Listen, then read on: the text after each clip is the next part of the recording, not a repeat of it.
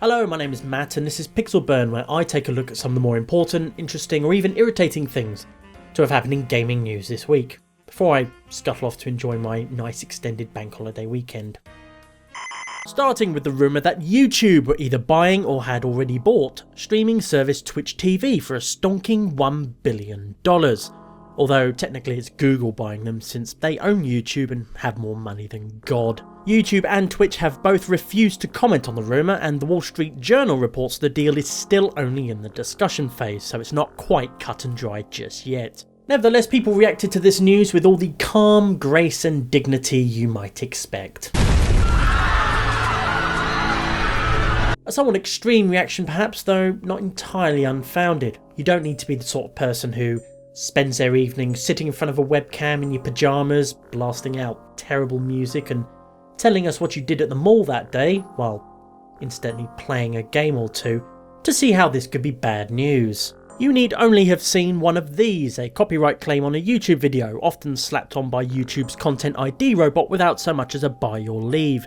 Gaming content has been particularly vulnerable to this, some examples being Sega Japan copyright flagging anything related to its Shining Force series, and Nintendo claiming videos featuring any footage of any of its games, even videos that use Nintendo game footage fairly for purposes of criticism or review. Content ID has already shafted hundreds of people who create and upload gaming related videos to YouTube, as well as any videos that feature copyrighted material used legitimately under fair use. If YouTube does buy Twitch, then Content ID will have a whole new realm of people to trample on, and there are plenty of streamers who wouldn't exactly make it all that difficult. Content ID isn't strictly confined to pre-made videos on YouTube either. It's also enabled on YouTube's own streaming service and will terminate any live stream if it so much as suspects that there's copyrighted material being broadcast. If you've just joined us, I'm just about to complete Magic Land Dizzy on the ZX Spectrum, a game I never completed as a kid. But before I do, I just want to give a shout out in the chat to FatKush420XXX Sephiroth 9, whose birthday is today. Happy birthday to you, Fat Kush.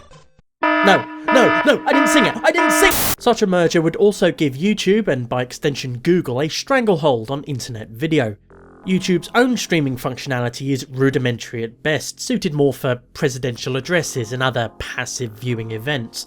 Twitch is simply much better for events with heavy audience interaction, like a video game livestream for example, as well as for the simple fact it has significantly shorter delay between the material being broadcast and the viewers receiving it.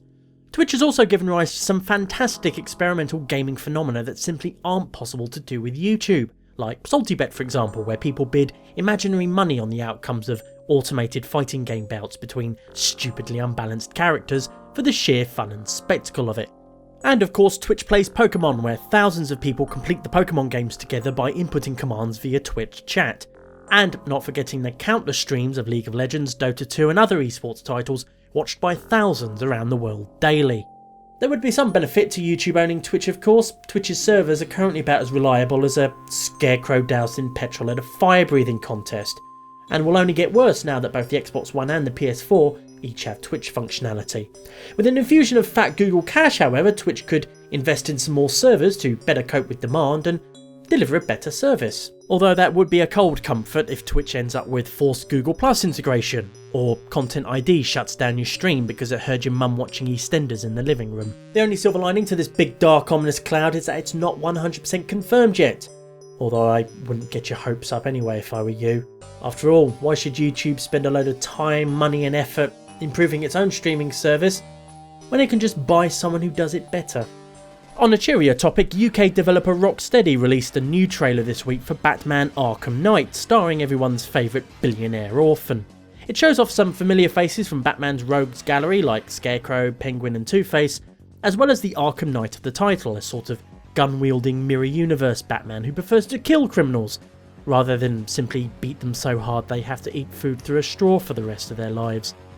It's labelled a gameplay trailer and supposedly shows off some of what we'll be able to do when the game is released later this year, although good luck actually spotting any gameplay amongst all this pre-rendered cutscene nonsense. Now at first glance you may not think there's any gameplay footage in this trailer at all, but you'd be wrong, because there is. I was able to confirm as much by injecting the trailer with a glow-in-the-dark radioactive liquid, putting it under an electron microscope and then squinting really hard. I was then able to make out at least 2 seconds of gameplay footage before my eyeballs imploded.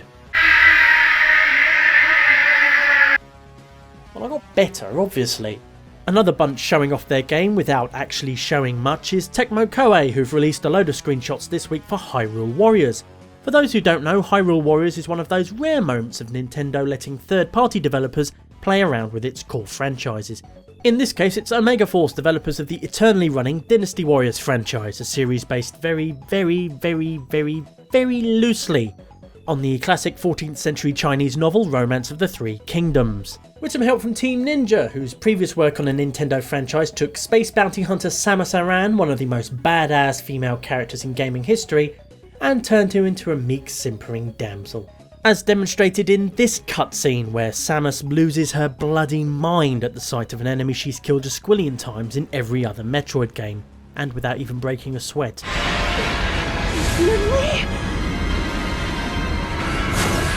As treatment of fictional heroines go, it was like making Vasquez from Aliens afraid of shooting things. And who could possibly forget Team Ninja's work on Ninja Gaiden Sigma 2, where they implemented jiggle physics on the character's breasts that you could manipulate using the 6-axis controller. The character sporting those breasts was written as being 15 years old. You know, if Team Ninja was a person and they moved into my street one day, I wouldn't be at all surprised if they knocked on my door to tell me they were a registered sex offender. Thankfully, not all the female character design in Hyrule Warriors is so grossly objectifying. This great rendition of Princess Zelda's bodyguard Impa, sporting a look similar to the one she had in Skyward Sword, is really rather cool. But then it would be just as cool seeing either Old Lady Impa from A Link Between Worlds or BBW Impa from Oracle of Ages, slapping entire armies around. Sadly, rumour has it you'll spend most of the game playing as boring old green vest wearing Link, in a vast departure from the huge cast of characters available in any Dynasty Warriors game. That's assuming you'll even get to play it at all. Hyrule Warriors will be out for the Wii U in Japan on August 14th, but there is currently no word yet on any Western release.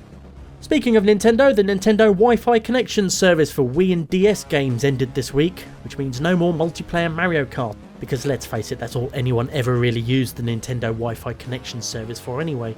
Netflix and other online apps will be unaffected, and both the Wii U and 3DS still retain online functionality. Elsewhere in Japan, Hidetaka Miyazaki, who directed Demon's Souls and Dark Souls 1, has been made president of From Software. He is of course not to be confused with Hayao Miyazaki, who makes animated films set in a fantasy version of Wales. Although funnily enough, Dark Souls 1 does have a Welsh bloke in it. Aye, Shemai. I didn't expect to meet anybody here. I suppose great minds think alike, eh?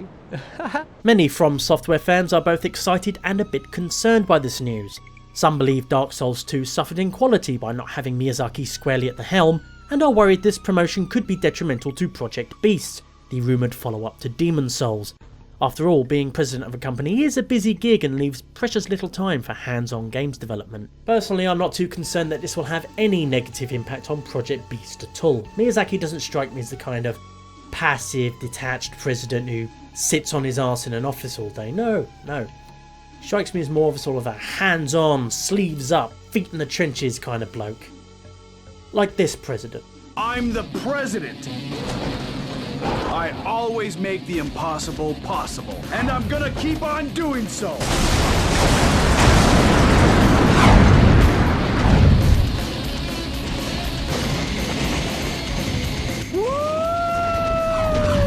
That brief clip there was from Metal Wolf Chaos, a game so American it could only be made in Japan.